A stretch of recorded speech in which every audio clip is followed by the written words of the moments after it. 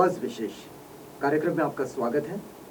और विशेष में आज आपसे भेंट करवा रहे हैं वामसेफ, भारत मुक्ति मोर्चा और बहुजन क्रांति मोर्चा की परिवर्तन यात्रा को जिन्होंने पूरे देश में चलाने का संकल्प किया है, वे वामसेफ भारत मुक्ति मोर्चा के राष्ट्रीय अध्यक्ष माननीय वामन मेश्राम साहब से।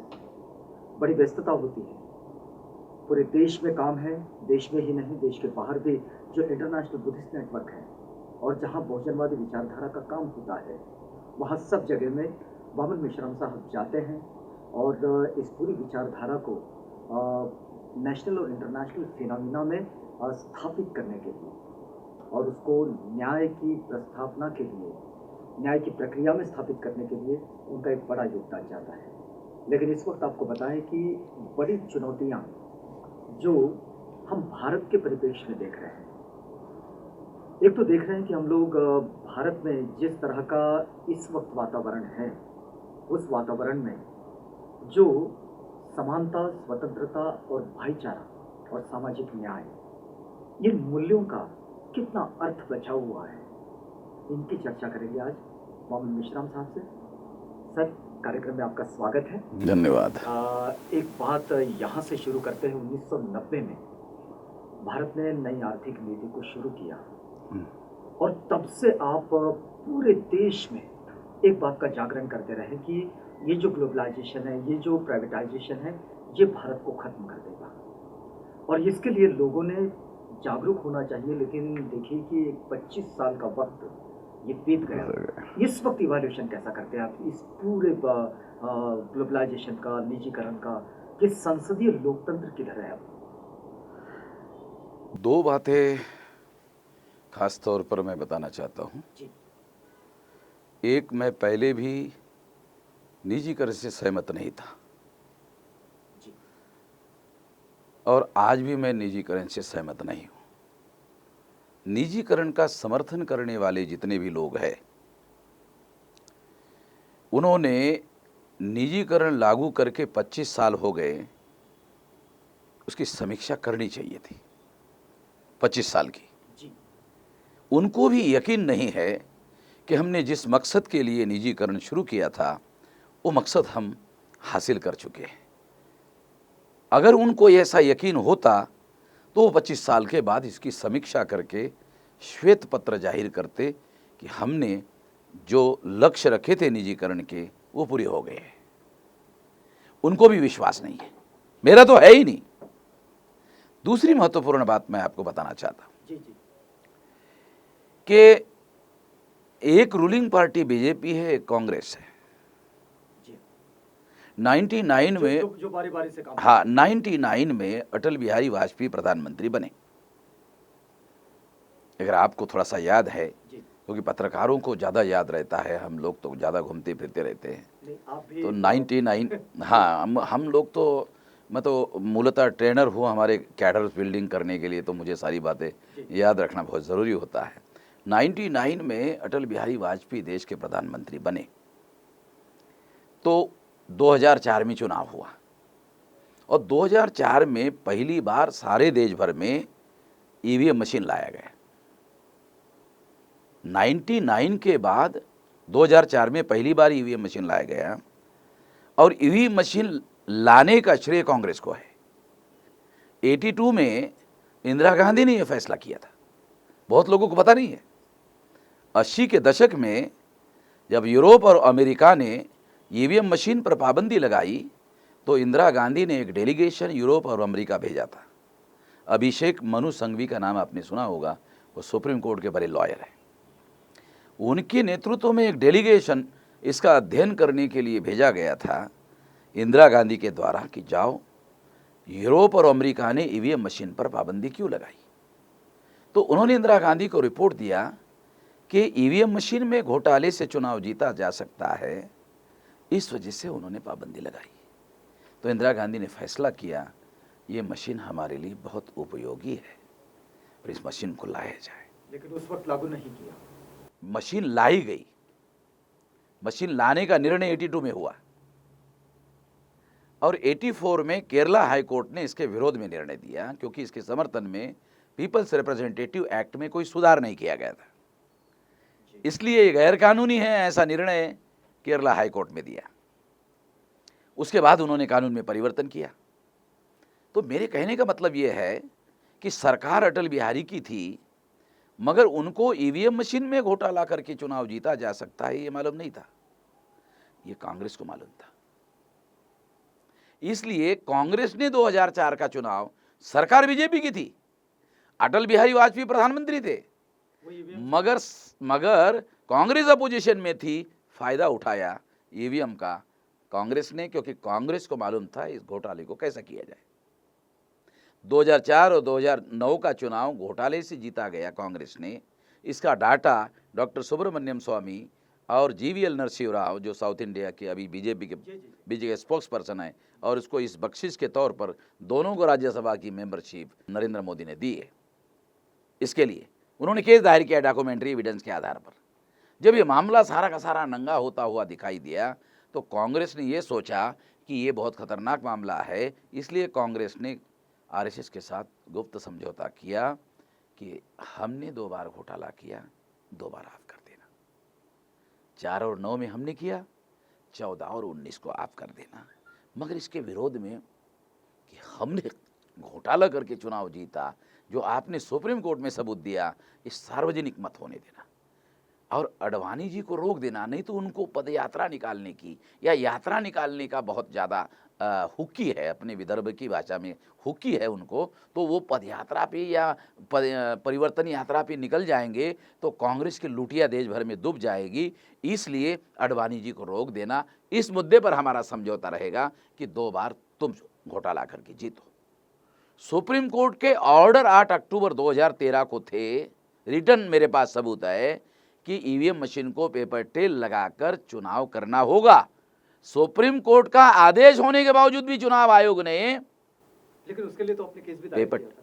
पेपर ट्रेल मशीन नहीं लगाया। इसके डॉक्यूमेंट्री एविडेंस लेकर मैं सुप्रीम कोर्ट में गया, तब जाकर 24 अप्रैल 2017 को 13 और 17 4 साल तक चुनाव आयोग ने बगैर पेपर ट्रेल के चुनाव करवाया सारे देश भर में, और जहां जहां भी बगैर पेपर ट्रेल के चुनाव हुए विधानसभा के, लोकसभा के बाद, हर जगह बीजेपी ने चुनाव जीता। इसका सारा प्रोपेगेंडा सारे देश भर में मैंने सबूतों के साथ किया। मेरे पास इतने सारे सबूत है। सुप्रीम कोर्ट में मैंने जो सबूत दिए उसके बारे में चुनाव आयोग को नोटिस इशू हुआ, सुप्रीम कोर्ट ने किया, इसका जवाब दो। चुनाव आयोग ने एक भी सवाल का जवाब नहीं दिया। मैं ऐलानिया आपके माध्यम से कह रहा हूं, चुनौती देकर कह रहा हूं कि चुनाव आयोग को मैं ये पूछना चाहता हूं, मेरे सवालों के सुप्रीम कोर्ट के द्वारा नोटिस के द्वारा जो सवाल पूछे गए थे, क्यों जवाब नहीं दिए? आप तो कहते हो ना आपकी मशीन बहुत ज्यादा निर्दोष है, तो मेरे सवालों को जवाब क्यों नहीं दिए? अब ये केस कहां पर है? अभी मैंने जीत लिया। 24 अप्रैल 2017 को मैंने चुनाव आयोग को मजबूर कर दिया, उन्होंने एफिडेविट लिख कर दिया कि 2019 का चुनाव ईवीएम मशीन को 100% जगह पर हम लोग पेपर ट्रेल मशीन लगाएंगे, जो पेपर ट्रेल मशीन ईवीएम का घोटाला पकड़ने वाली मशीन है। ये ऑर्डर हुआ और चुनाव आयोग ने लिख कर दिया। मैं ये कहना चाहता हूं, जो आपने पहले सवाल पूछा उस रेफरेंस में मैं ये जानकारी दे रहा था, अभी उनको ऐसा लगता है कि जो लिबरलाइजेशन, प्राइवेटाइजेशन, ग्लोबलाइजेशन हमने शुरू किया, जब हम ईवीएम के द्वारा चुनाव जीतते हैं तो किसी को कोई जवाब देने की जरूरत क्या है? किसान आत्महत्या कर रहे हैं, पहले तो किसानों के सपोर्ट के बगैर कोई सरकार बनती नहीं थी। अब वो कहते हैं कि अब किसी के भी सपोर्ट की जरूरत नहीं है, हमें केवल ईवीएम मशीन के सपोर्ट की जरूरत है, और ईवीएम मशीन का सपोर्ट जब तक है तब तक हमें चुनाव जीतना है। 2 बार कांग्रेस जीतेगी, 2 बार हम जीतेंगे, 2 बार हम जीतने के बाद फिर 2 बार फिर कांग्रेस जीतेगी। ये सारा म्यूचुअल अंडरस्टैंडिंग का खेल चल रहा है। तो इसमें फिर संसदीय लोकतंत्र का क्या है? संसदीय लोकतंत्र एक और मुद्दा है। संसदीय लोकतंत्र के बारे में बाबा साहब आम्बेडकर ने जो कहा वो क्या है? बाबा साहब आम्बेडकर कहते हैं कि संसदीय लोकतंत्र तब सफल हो सकता है जब सक्षम विरोधी पार्टी हो। संसदीय पार्लियामेंट्री डेमोक्रेसी का फंडामेंटल प्रिंसिपल उन्होंने बताया कि संसदीय लोकतंत्र तब सफल हो सकता है जब सक्षम विरोधी पार्टी हो। तो कांग्रेस जब तक राज में रही उन्होंने विरोधी पार्टी मजबूत होने नहीं दिया। इसी रणनीति के तहत सोशलिस्ट पार्टी को ख़त्म कर दिया, इसी रणनीति के तहत उन्होंने रिपब्लिकन पार्टी को भी ख़त्म किया। ये सारा इतिहास है, आप जानते हैं। मेरे कहने का मतलब ये है कि उन्होंने सक्षम विरोधी पार्टी डेवलप होने नहीं दिया और अब कांग्रेस की ही मदद से बीजेपी को डेवलप कर दिया गया। बीजेपी की मौलिक विचारधारा और मौलिक आर्थिक नीति और कांग्रेस की मौलिक विचारधारा और मौलिक आर्थिक नीति में मौलिक कोई भी अंतर नहीं है। इंडिया टुडे ने इस पर बाकायदा एक रिपोर्ट पब्लिश किया था कि शब्दों का फर्क है, बाकी दोनों की आर्थिक नीतियां एक जैसी है और एक जैसी नीतियों वाली अगर दोनों पार्टियां हैं, कांग्रेस जाती तो बीजेपी आती, बीजेपी जाती तो कांग्रेस आती है। भारत में विरोधी पार्टी खत्म कर दी गई। जब विरोधी पार्टी खत्म कर दी गई तो सांसदीय लोकतंत्र जिसे कहा जा सकता है वो तो आज के तारीख में उपलब्ध नहीं है, क्योंकि सक्षम विरोधी पार्टी अगर बीजेपी रूलिंग है तो कांग्रेस अपोजिशन में स्ट्रांग होनी चाहिए, तो वो किसी प्रकार का न्यू इकोनॉमिक पॉलिसी के बारे में सवाल नहीं उठाते। जब बीजेपी अपोजिशन में रहती है तो न्यू इकोनॉमिक पॉलिसी के बारे में सवाल नहीं उठाते, क्यों? दोनों का कंसेंसस है। इसका मतलब है कि सांसदीय जनतंत्र जिसको आप कहते हैं वो जनतंत्र तो है नहीं। तो फिर इस पूरी स्थिति में जो इस वक्त हम लोग देखते हैं कि पूंजीवाद इतना हावी होता जा रहा है और इस स्थिति में जब ईवीएम ये जैसा कि आप कह रहे हैं कि ये पूरा सेट होकर ये पूरा काम चल रहा है, तो ऐसी स्थिति में जिस मूल निवासी बहुजनवाद की स्थापना के लिए आपका ये पूरा काम चल रहा है, इसको आप कैसा देख रहे हैं? सबसे अहम बात तो ये है कि ये जो पूंजीवाद है ये ब्राह्मणवाद का पैट्रोनाइज है। मतलब कैसे? यानी ब्राह्मणवाद के संरक्षण में पूंजीवाद विकसित किया जा रहा है।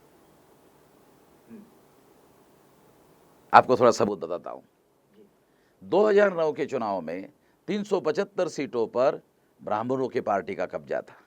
कांग्रेस, बीजेपी, कम्युनिस्ट, मार्क्सवादी कम्युनिस्ट और तृणमूल कांग्रेस, ये 5 नेशनल लेवल की पांचों पार्टियां ब्राह्मणों की है और आज के तारीख में इन्हीं ब्राह्मण पार्टियों का राज है, आइदर और सेंट्रल गवर्नमेंट में और स्टेट गवर्नमेंट में। आप सारा देख लो, 2009 के चुनाव में 375 सीटों पर ब्राह्मणों की पार्टी का कब्जा था। 2014 में 411 सीटों पर ब्राह्मणों की पार्टी का कब्जा है।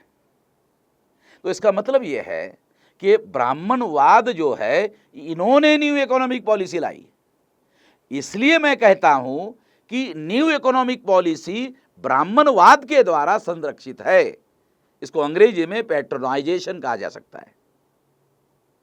मुझे इसका पितृत्व, आपको अगर ज़्यादा शुद्ध हिंदी में कहा जाए तो ये जो पूंजीवाद है भारत का आज के तारीख का, इसका पितृत्व ब्राह्मणवाद के पास है।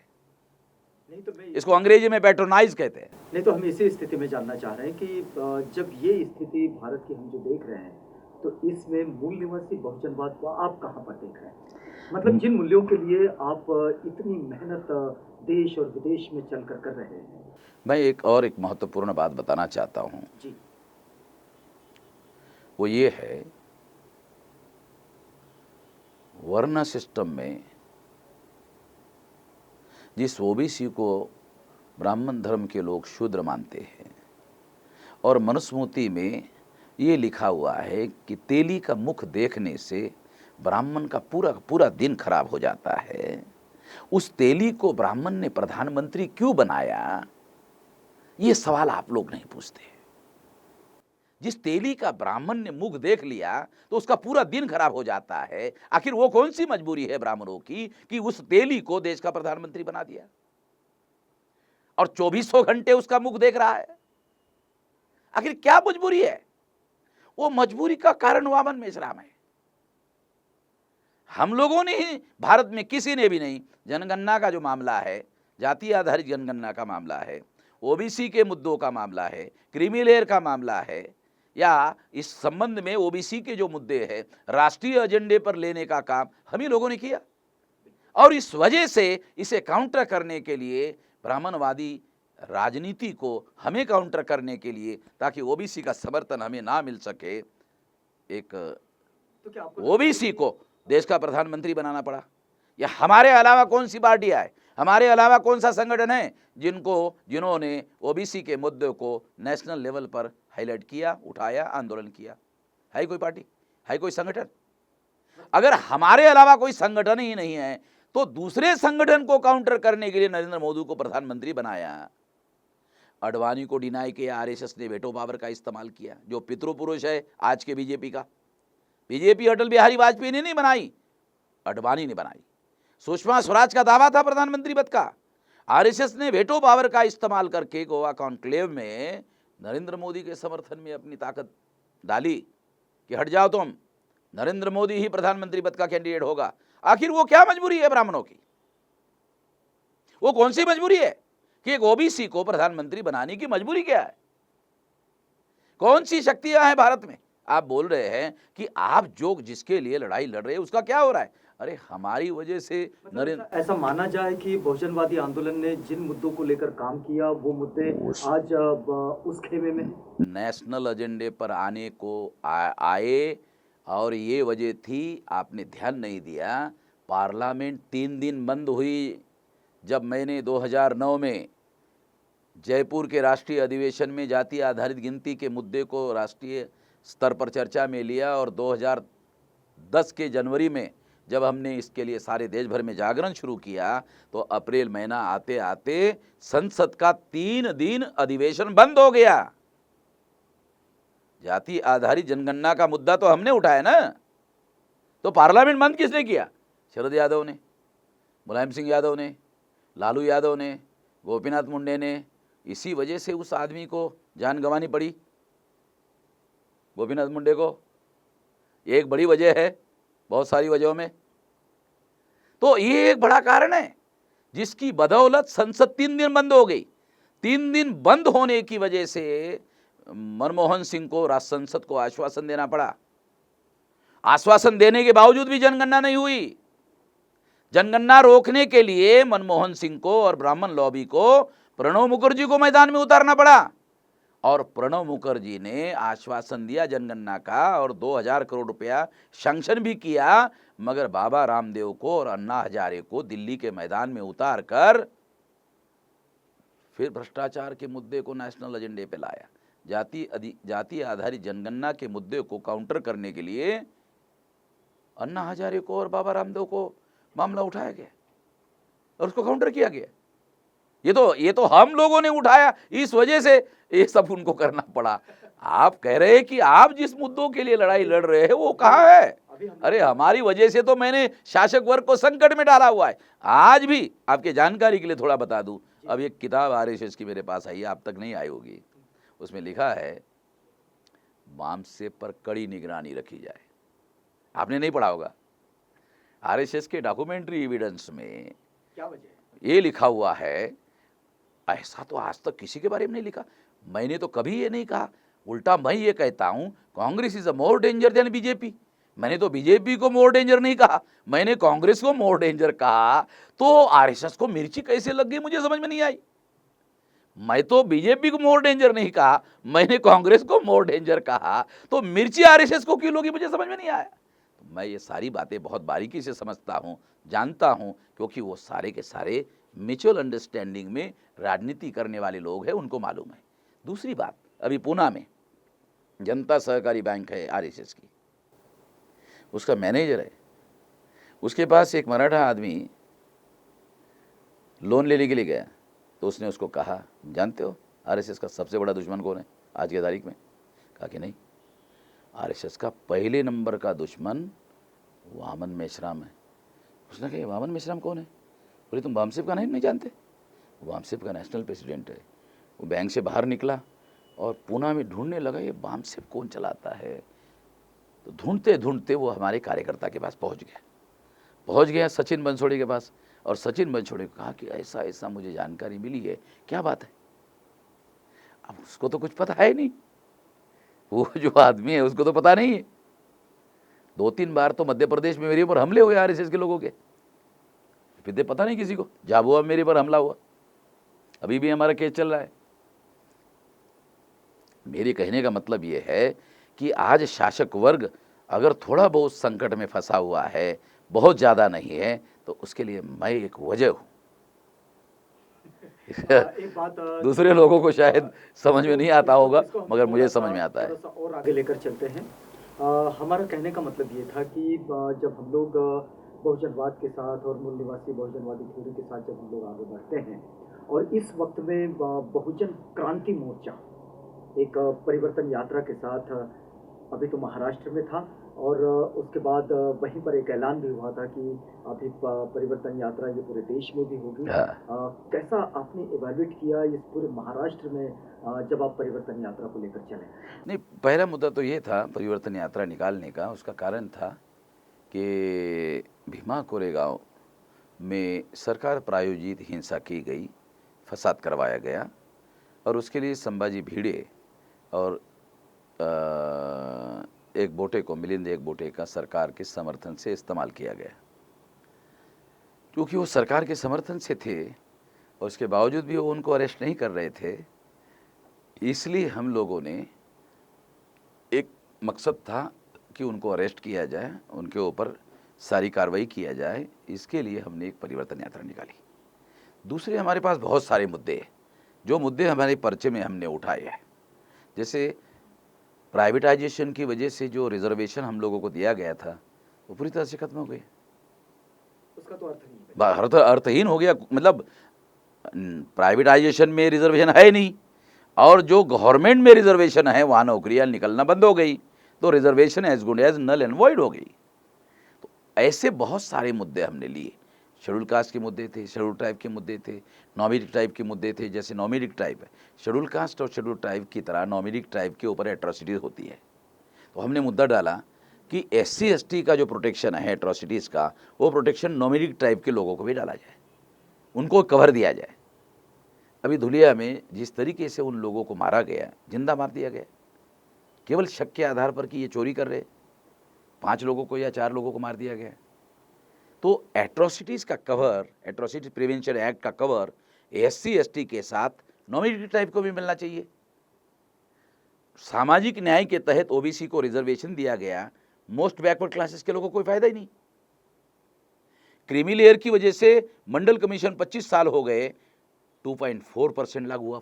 25 साल में 2.4% लागू हुआ, लागू ही नहीं हुआ। उसका कारण क्रीमी लेयर है। ऐसे बहुत सारे मुद्दे लेकर हम लोग परिवर्तन यात्रा में लगे। परिवर्तन यात्रा, मैं ऐसा मानता हूं, ये सौम्य किस्म का आंदोलन है, सौम्य किस्म का है। इसलिए हमने ये प्लान बनाया कि 6 महीने परिवर्तन यात्रा चलेगी और 6 महीने आंदोलन चलेगा। अभी मैं ये ड्वेल चलाऊंगा, 6 महीने परिवर्तन यात्रा, और परिवर्तन यात्रा से जन समर्थन और नए कार्यकर्ताओं की फौज लेकर फिर 6 महीने में आंदोलन में उनको आजमाऊंगा। और ऐसा 2024 तक, जब तक 6 लाख गांवों तक ये आंदोलन पहुंच नहीं जाए, तब तक ये हर साल चलेगा।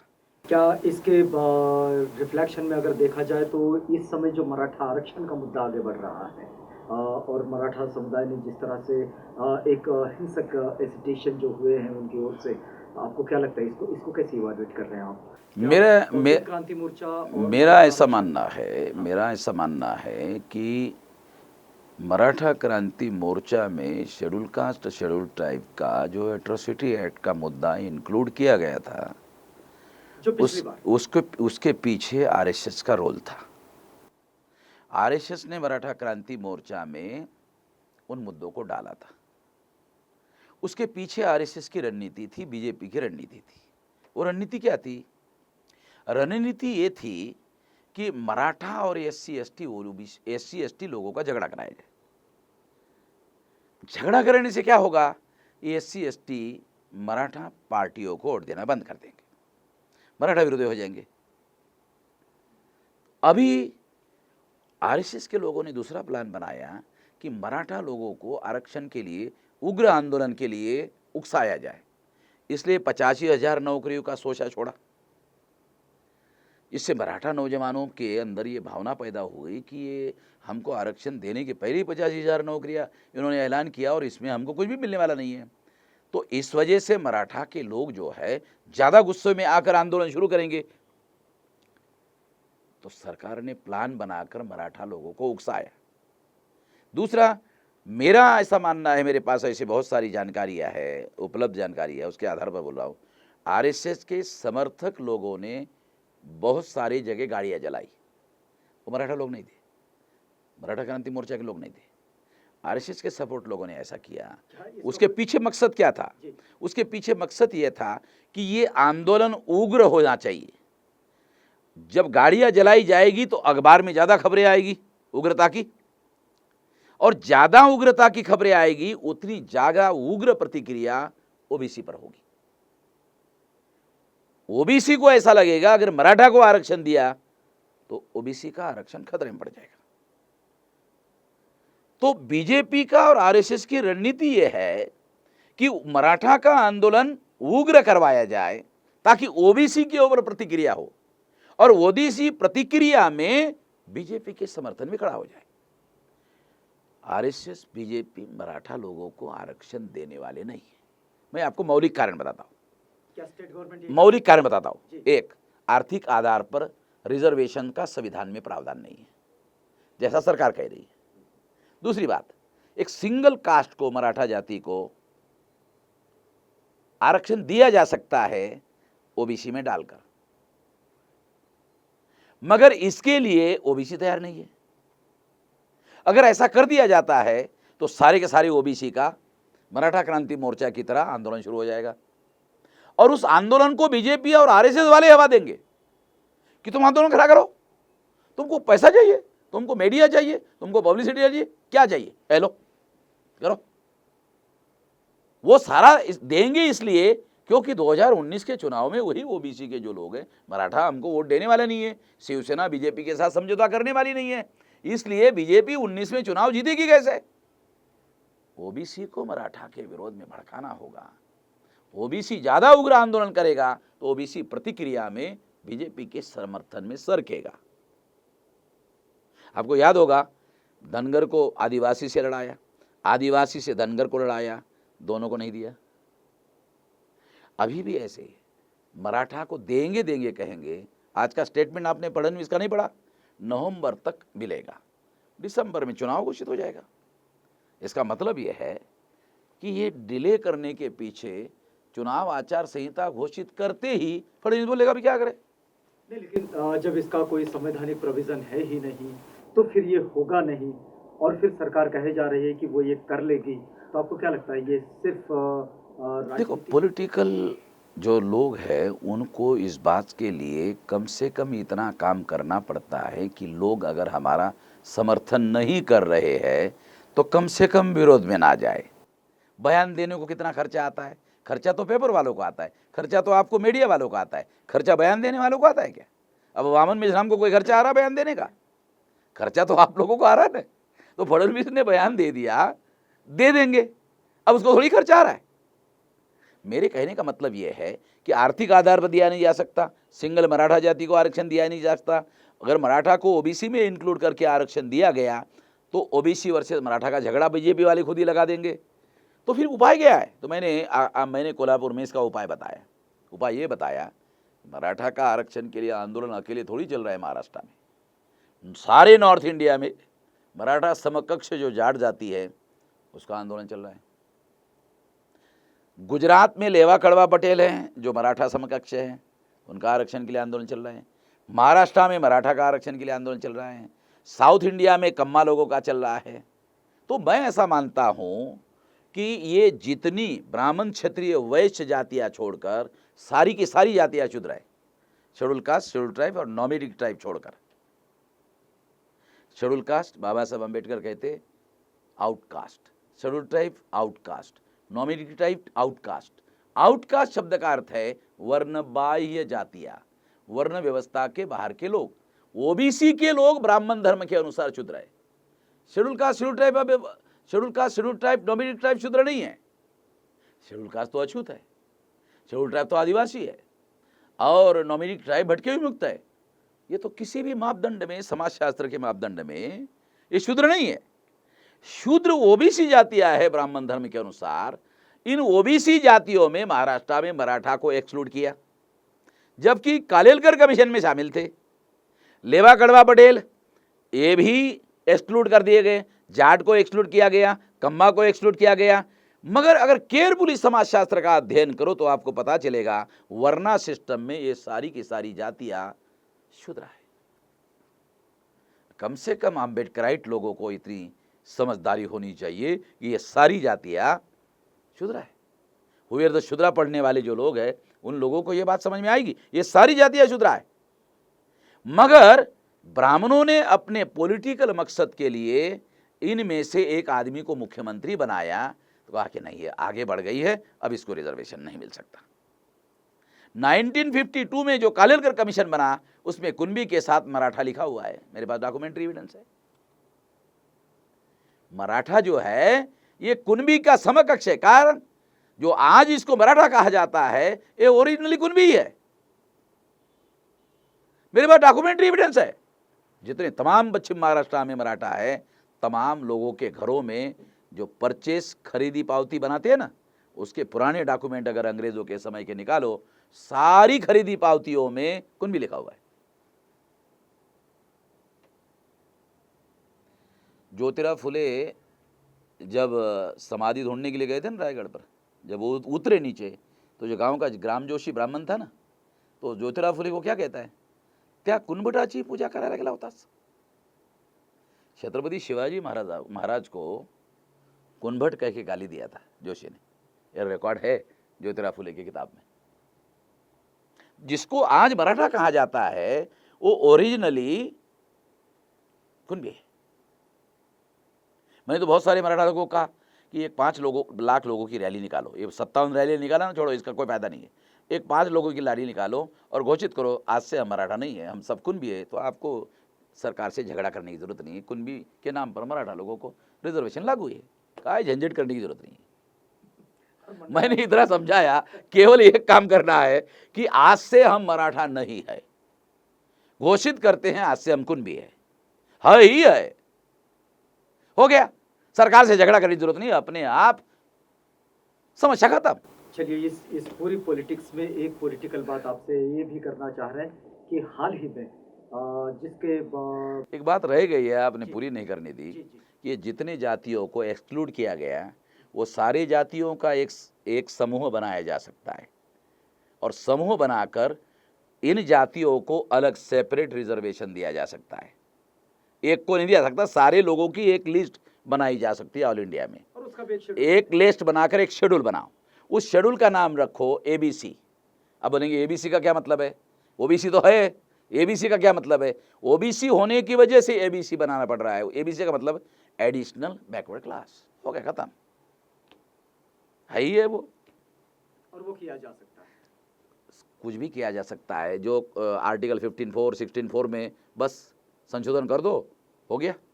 काशीराम जी ने जो जाति का एक पिरामिड करके बताया है चमचा एज में, उसमें वो मिडिल कास्ट जो है लिखा हुआ है ना, वो ब्राह्मणों के सिस्टम के नीचे ही है और ओबीसी के थोड़ा ऊपर है, इंटरमीडिएटरी कास्ट के अंदर है।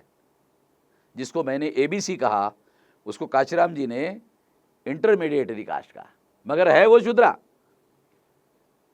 शिवाजी महाराज का भी राज्याभिषेक इसलिए ब्राह्मणों ने इनकार किया था कि तुम शूद्रा हो, इसलिए तुम्हारा राज्याभिषेक नहीं हो सकता, कि तुम्हें उसका अधिकार नहीं। हाँ, मगर मैं एक जगह कोल्हापुर में मैंने ये कहा कि अगर मराठा शूद्रा थे, अगर ये बात सही है तो मराठा तलवार बहादुर क्यों है?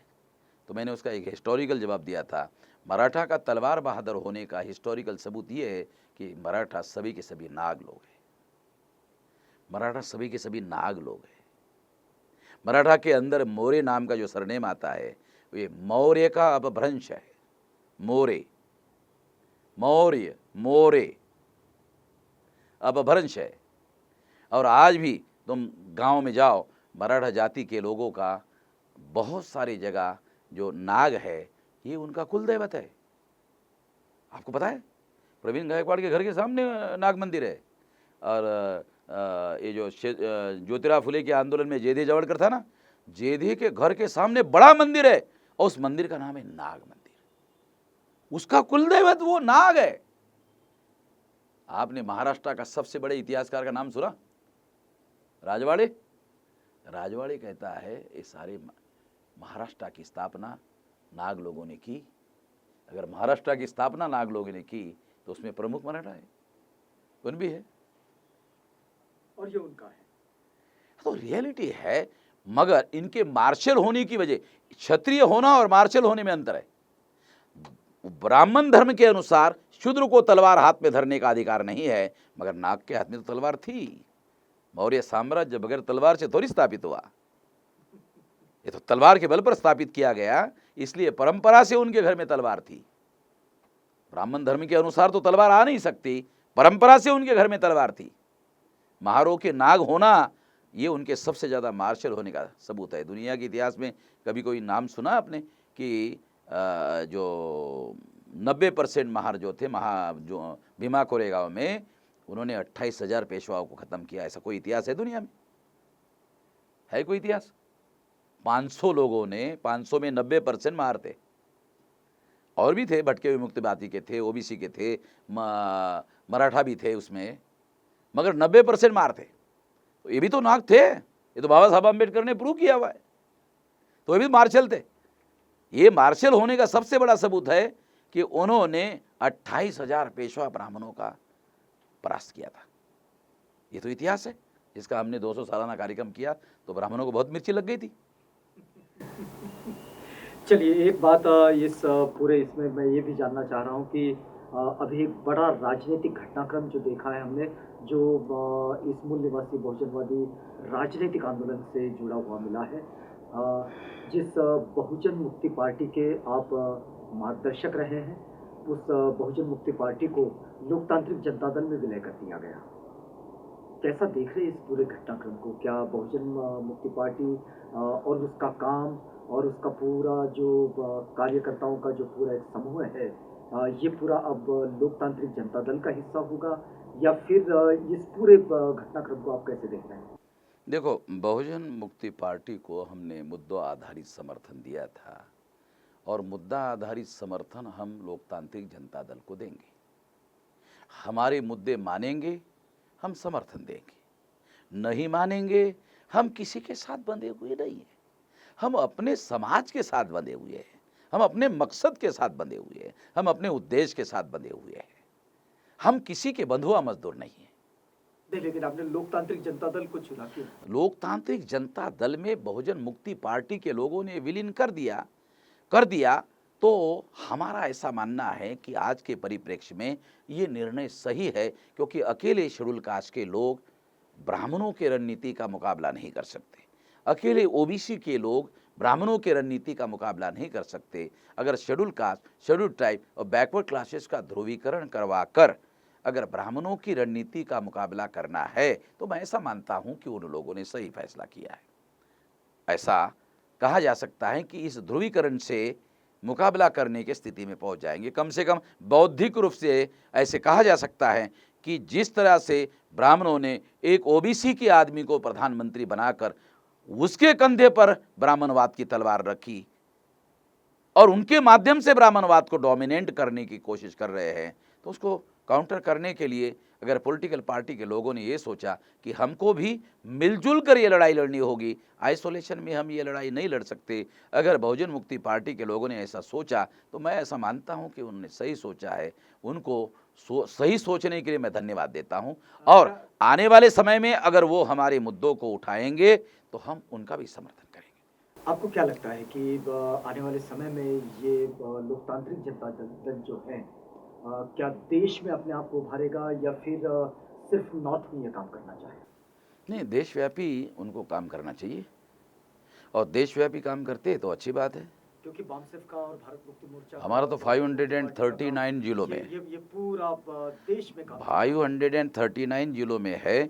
अगर उनको सारे देश भर में हमारा समर्थन चाहिए तो भी हम दे सकते हैं, मगर उनको उतना विशाल संगठन खड़ा करना चाहिए जैसा हमने जिंदगी लगाकर खड़ा किया। नहीं, लेकिन जब इस समय बहुजन मुक्ति पार्टी अगर वहाँ विलय ही हो गई, तो ये जो संगठन है, ये संगठन तो अभी बामसेफ, भारत मुक्ति मोर्चा, ऑफशूट ऑर्गेनाइजेशन और बहुजन क्रांति मोर्चा किसी संगठन में विलीन नहीं नहीं, मैं बहुजन मुक्ति पार्टी की बात। बहुजन मुक्ति पार्टी राजनीतिक दल है जी। राजनीतिक दल को ये ज़रूरी नहीं है ये सोचना कि जैसा हम कहते हैं, विचार करते हैं, बोलते हैं, विचारधारा प्रचार करते हैं, वो सारी की सारी बातें वो हमारी मान ले, हमारा कोई बंधन नहीं है। आपको क्या लगता है कि 2019 में जो राजनीतिक परिस्थितियां बनेगी, या फिर अभी से उसकी जो नींव रखी जा रही है, आपको क्या लगता है इस पूरे परिप्रेक्ष्य में आप क्या कहेंगे? मेरा ऐसा मानना है कि 77 में जिस तरह से सारी पार्टियां के लोग इकट्ठा हुए थे और इंदिरा गांधी को परास्त किया था, उससे भी ज़्यादा परिस्थिति भयानक है। उस समय घोषित इमरजेंसी थी, अब की अघोषित इमरजेंसी है। इस अघोषित इमरजेंसी के विरोध में केवल पॉलिटिकल पार्टी के लोगों को ही लड़ने की ज़रूरत नहीं है, तो गैर राजनीतिक संगठन के लोगों को भी इसके विरोध में लड़ने की ज़रूरत है। जैसे हम लोग गैर राजनीतिक, हम कोई राजनीति तो है नहीं, बामसेफ का कोई पॉलिटिकल एजेंडा नहीं है, बामसेफ का कोई कैंडिडेट खड़ा नहीं होता है, मगर अगर लोकतंत्र और संविधान को अगर कोई खतरे में डालने की कोशिश करता है तो हमको तो उस इश्यू को ध्यान में रखना पड़ेगा ना। उसको ध्यान में रख करके हम लोगों को विचार करना होगा, काम करना होगा। तो पॉलिटिकल पार्टी के लोग 77 की तरह, मैं ऐसा मानता हूँ, बीजेपी के विरोध में एक बड़ा जनादेश आएगा। क्या आपको लगता है ऐसा कि हम लोग इस समय जो देश की परिस्थितियां देख रहे हैं, अभी जो 3 स्टेट असेंबली के इलेक्शन होने वाले हैं, हाँ। छत्तीसगढ़, मध्य प्रदेश और राजस्थान में, और यहाँ जो बीएसपी का अलायंस बनता दिख रहा है कि वो कांग्रेस के साथ मिलकर लड़ेंगे चुनाव, आपको ऐसा लगता है कि लोकतांत्रिक जनता दल भी इसी मोर्चे का हिस्सा बन सकता है, या फिर ऐसा ही बनकर बीजेपी को परास्त करने का लक्ष्य रखा जाना चाहिए। मैं इस मत का हूँ। पॉलिटिकल पार्टी के लोग क्या कर रहे हैं, क्या रणनीति बना रहे हैं, मुझे मालूम नहीं है। तो उनकी अपनी बात हो गई। हाँ, मेरी बात बता रहा हूँ कि बीजेपी को परास्त करने की रणनीति पर काम होना चाहिए। यदि बीजेपी के परास्त करने की रणनीति पर काम होता है तो ये सही रणनीति रहेगी। दूसरी बात, मध्य प्रदेश, छत्तीसगढ़ और राजस्थान में कांग्रेस अपने बूथों पर चुनाव जीत नहीं सकती। एंटी इनकम्बेंसी बहुत ज़्यादा है। इसके बावजूद भी मैं कहता हूँ कि वो चुनाव मुख्यमंत्री के नाम पर नहीं लड़ा जाएगा, प्रधानमंत्री के नाम पर लड़ा जाएगा। और नरेंद्र मोदी हर जगह कैंपेन चलाएंगे। वो मुख्यमंत्री जिसके विरोध में जनादेश जाने की ज़्यादा संभावना है, नरेंद्र मोदी सारे की सारा चुनाव अपने ऊपर लेगा। इसलिए कांग्रेस अपने बलबूते पर चुनाव ये 3 राज्यों में जीतने की स्थिति में नहीं है। अगर कांग्रेस को चुनाव जीतना है तो कांग्रेस को इस काम के लिए पहल करना चाहिए। यदि वो ईमानदार है बीजेपी को परास्त करने के पक्ष में, तो उनको सभी दूसरे दल के लोगों को भी साथ में लेकर काम करना चाहिए। और ऐसे ही स्थिति में वोटों का ध्रुवीकरण होगा, ऐसे स्थिति में ही वोटों का ध्रुवीकरण होगा और ऐसे स्थिति में ही चुनाव जीता जा सकता है। आइसोलेशन में कांग्रेस चुनाव नहीं जीत सकती। एक बात जो मैं इस बीच में समझना चाह रहा हूँ कि जैसा कि आप कह रहे हैं कि ईवीएम तो सेट है, वीवीपैट उसके साथ जोड़ दिया जाएगा, जैसा कि इलेक्शन कमीशन अभी उसको 100% जोड़ेगा, आपका कहना है। तो ये पूरा अलायंस जो है, ये अलायंस बन भी जाए तब इस सेटिंग का क्या मतलब निकलेगा? मैंने अपने सोशल मीडिया में यही कहा है कि तुम सारी पार्टी के लोग इकट्ठा हो जाओ, सारा जनमत इनके विरोध में है, तो भी ईवीएम के द्वारा बीजेपी चुनाव जीत सकती है।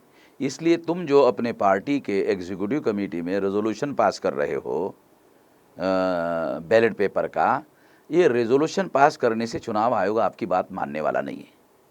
आपको अगर चुनाव आयोग को बात मनवानी है तो 17-18 दलों के लोगों को चाहिए चुनाव आयोग का घेरा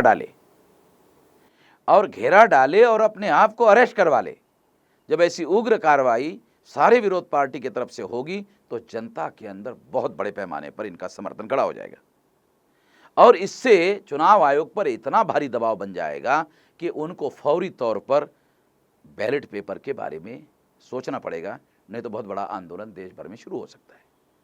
ऐसा हालात अगर विरोधी पार्टी के लोग नहीं बनाते हैं तो मैं यकीन के साथ कहता हूं कि बीजेपी को 2019 के चुनाव में हरवाना संभव नहीं है। तो फिर इन गठबंधनों का क्या मतलब निकलेगा? गठबंधनों का एक फायदा है माहौल बनाने के लिए, मगर हेराफेरी करने के लिए भी हम हैं। इसलिए विरोधी पार्टी के लोगों को बैलेट पेपर के बारे में बहुत गंभीरता से सोचना होगा। मैं तो ये मानता हूं कि कांग्रेस अभी भी बैलेट पेपर का रेजोल्यूशन पास कर रही है, मगर वो बैलेट पेपर के पक्ष में नहीं है। आप बोलेंगे उसके पीछे कारण क्या है? मेरे पास कारण है, ठोस कारण है। वो क्या कारण है? कांग्रेस अपने समझौते के अनुसार, गुप्त समझौते के अनुसार, बीजेपी के साथ उसका गुप्त समझौता है कि 2 बार हमने घोटाला किया, 2 बार तुम घोटाला करके चुनाव जीतो। ये समझौता सोनिया और राहुल के साथ में है। इसलिए आज तक राहुल ने और सोनिया ने ईवीएम मशीन के विरोध में एक भी बयान नहीं दिया। मेरे पास ये सबूत है। दूसरा सबूत क्या है? दूसरा सबूत ये है कि कांग्रेस ये सोचेगी कि 2019 का चुनाव अगर बीजेपी घोटाला करके चुनाव जीतती है तो भी दूसरे नंबर के सीटें लोकसभा में कांग्रेस की रहेगी। सरकार नहीं बनता तो क्या हुआ? अभी 49 सीटें हैं तो हमारी 200 हो जाएगी। और जैसे ही 2024 का चुनाव हो जाएगा, जैसे ईवीएम रहेगी तो जीवीएम का फायदा फिर हम लोगों को होगा। तो कांग्रेस ऐसा सोचती है कि 2 बार बीजेपी, 2 बार हम, 2 बार बीजेपी, 2 बार हम। तो कांग्रेस ईमानदारी से बैलेट पेपर पर चुनाव करवाने के पक्ष में नहीं है। मैं ऐलान ये कह रहा हूं। बात आप समझाइए कि जब आप ये कह रहे हैं कि इसमें कांग्रेस अपनी सीटें बढ़ा लेगी, तो ये जो गठबंधन का एक्सरसाइज हो रहा है, हाँ, इसका क्या मतलब निकले? इसका मतलब तो ये है कि कांग्रेस अपनी राजनीति कर रही है, दूसरे अपनी राजनीति कर रहे हैं। हर एक को अपनी राजनीति करने की आज़ादी है। कॉन्स्टिट्यूशन में हम ये जानना चाह रहे हैं कि जो ताकतवर होता है वो धोखेबाज होता है। नहीं, हम ये जानना सुनो, ये व्याख्या सुन लीजिए, बहुत इंपॉर्टेंट है। जी, जी। जो ताकतवर होता है वो धोखेबाज होता है, और धोखेबाज होने के बाद भी कमजोर को उसके पास जाने के अलावा कोई विकल्प नहीं होता है, धोखेबाज होने के बावजूद भी। इसलिए कांग्रेस धोखेबाजी करेगी, छोटे पार्टियों को फिर भी कांग्रेस के पास जाने के अलावा कोई विकल्प नहीं होगा। क्या आप इतने वर्षों का आपका ये जो अनुभव है, हाँ, क्या इसके आधार पर आप ऐसा कुछ सोचते हैं कि ऐसा कोई थर्ड फ्रंट, मतलब जो कांग्रेस और बीजेपी के लीडरशिप के बाहर हो, ऐसा कोई फ्रंट देश में खड़ा होने की संभावना? यदि कांग्रेस सीट शेयरिंग में दूसरे दलों के साथ मिलजुल कर चुनाव लड़ने का काम आने वाले विधानसभा में नहीं करेगी, तो मैं उन दलों के लोगों को ये अनुरोध करूंगा या सजेशन दूंगा कि वो थर्ड मोर्चा बनाए। अगर कांग्रेस आपको सम्मानजनक सीटों का एडजस्टमेंट नहीं करती है तो वो थर्ड मोर्चा बनाए, और थर्ड मोर्चा इस तरह से बनाए कि कांग्रेस को परास्त करे। कांग्रेस को परास्त करे तब तो कांग्रेस को अकल आएगी 2019 में। 2018 में दूसरे दल कांग्रेस को सबक सिखाएंगे, तब तो 2019 में कांग्रेस को अकल आएगी कि इन लोगों को साथ लिए बगैर मामला चलने वाला नहीं है। राजनीति सीधी नहीं चलती है मान्यवर, राजनीति में बहुत सारे टेढ़े वर्ण आते हैं, टेढ़े रास्ते से गुजरना पड़ता हम है। आपसे अब ये जानना चाह रहे हैं, बिल्कुल हम इस पूरी चर्चा के मैं तो सीधी बात कह रहा हूँ, अंतिम स्थिति में क्योंकि आ गए। मैं किसी का बंधुआ मजदूर तो हो नहीं। जी, हम ये जानना चाह रहे हैं कि कल जो फिर परिवर्तन यात्रा जो शुरू हो रही है, हाँ। जो मध्य प्रदेश के हिस्से में जाएगी, हाँ। और बहुजन क्रांति मोर्चा इसको लीड करेगा, रखते हैं आपकी, आपने जैसा अभी अभी कहा कि ये 6 माह जागरण होगा और 6 माह आंदोलन होगा। हाँ। कैसे कहेंगे इसको? जैसे इसमें सबसे अहम बात तो ये है कि ईवीएम का मुद्दा प्रमुख मुद्दा होगा, दूसरे भी बहुत सारे मुद्दे हैं। क्या इसमें बैलेट पेपर का आग्रह होगा? बैलेट पेपर का आग्रह होगा, और ईवीएम मशीन का घोटाले के बारे में जो मेरे पास सबूत है, पेपर ट्रेल मशीन लगाने के बाद घोटाला नहीं हो सकता ऐसा चुनाव आयोग का कहना है। मेरे पास इसके भी सबूत है कि पेपर ट्रेल लगाने के बाद भी घोटाला होता है। वामन मेश्राम एकमात्र भारत में व्यक्ति है जिसके पास डॉक्यूमेंट्री एविडेंस है, पेपर ट्रेल होने के बाद घोटाला होता है। मैं आपको आपका समय लेकर थोड़ा सबूत बता दूं।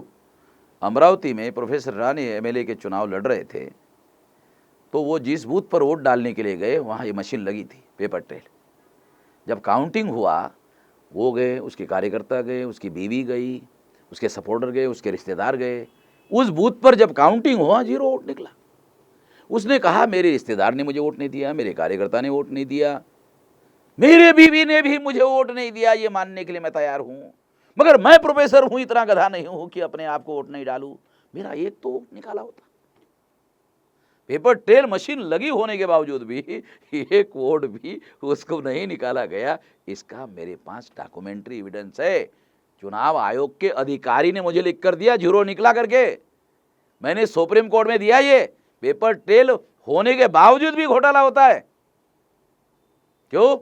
रिकाउंटिंग नहीं होता है, इसलिए घोटाला होता है। अगर रिकाउंटिंग करने का आदेश चुनाव आयोग दे दे तो घोटाला बंद हो जाएगा।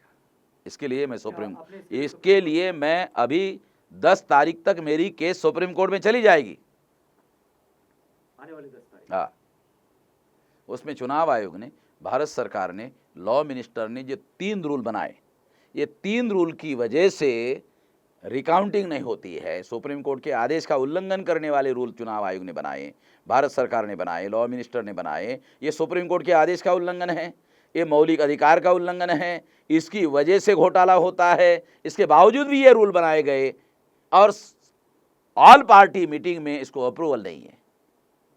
ऑल पार्टी मीटिंग में इन रूल्स को अप्रूवल नहीं है, फिर भी चुनाव आयोग ने लागू किया है। इसको क्या कहा जाए? अभी मैं शरद यादव जी को कह रहा हूं, अभी अनुरोध कर रहा हूं कि आपके घर में जो सारे दलों की मीटिंग हो रही है, मैं आपके पास सारे डॉक्यूमेंट्री एविडेंस दे देता हूं। सभी पार्टी के लोगों को बताओ। आप लोग ईवीएम के बारे में चिल्ला रहे हैं।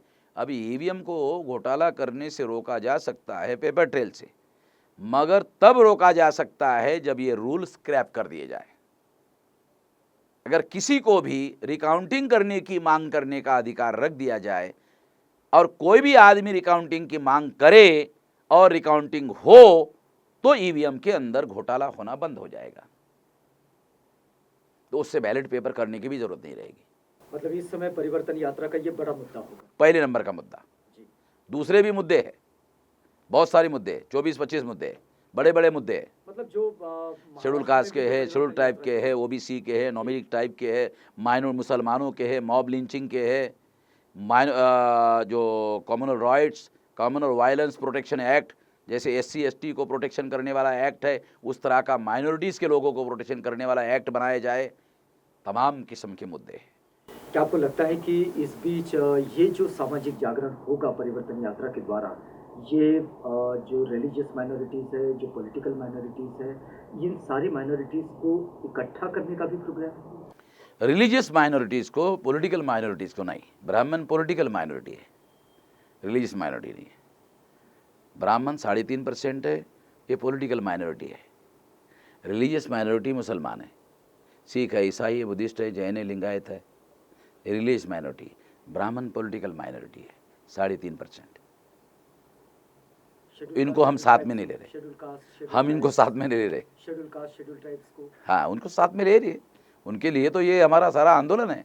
जो सबसे ज़्यादा वंचित है, जो सबसे ज़्यादा प्रताड़ित है, जो सबसे ज़्यादा मजलूम है, क्या ये मेजॉरिटी में? निश्चित रूप से ये 74.5% है। माइनॉरिटी को माइनस करके इतने % है। अगर इनका 1/3 इकट्ठा किया जाए, जब 31% से बीजेपी की सरकार बनती है, तो ये भी 1/3 इकट्ठा करके अपनी सरकार बना सकते हैं। परिवर्तन यात्रा इसके लिए जागरण कर रही है। परिवर्तन यात्रा सभी प्रकार का जागरण कर रही है, सामाजिक, आर्थिक, राजनीतिक जागरण है। जागरण इसमें राजनीतिक, आर्थिक, ऐसी कप्पे में हम लोग जागृति को बंद नहीं कर रहे। जागृति यानी जागृति, सभी प्रकार की जागृति। बाबा साहब ने एक बहुत बड़ी बात कही थी, उन्होंने ये कहा था, ये जागृति की जो आग है ये जलती रहनी चाहिए, और इसी बात पर विश्वास रखकर इस समय बहुजन क्रांति मोर्चा ये अपने काम को लेकर आगे बढ़ा है। परिवर्तन यात्रा इसका नाम जो आपने सुना है। महाराष्ट्र में ये परिवर्तन यात्रा चली, अब ये मध्य प्रदेश पहुंची है, पूरे देश में पहुंचेगी। 6 महीने का ये प्रोग्राम है। और अभी जैसा कि भारत मुक्ति मोर्चा और इस बामसेफ के जो राष्ट्रीय अध्यक्ष है मेश्राम साहब, उन्होंने ये कहा, जो कि इस बहुजन क्रांति मोर्चा के संयोजक भी है और परिवर्तन यात्रा को पूरे देश में चलाने का उनका जो संकल्प है, मानते हैं कि ये 6 माह जागरण होगा और 6 माह ये आंदोलन चलेगा। ये बात आगे बढ़ेगी। परिवर्तन की इस पूरी संवेदनाओं को अपनी बधाइयाँ देते हुए, अपनी शुभकामनाएं देते हुए इस बातचीत को यहाँ रोकते हैं। मिश्रा साहब, इतनी व्यस्तता में आप हमारे पास आए, हमारे साथ आए और दिल खोलकर आपने हमसे ये बातचीत की। देश की सामाजिक, राजनीतिक, आर्थिक और सांस्कृतिक परिस्थितियों पर आपका बहुत धन्यवाद।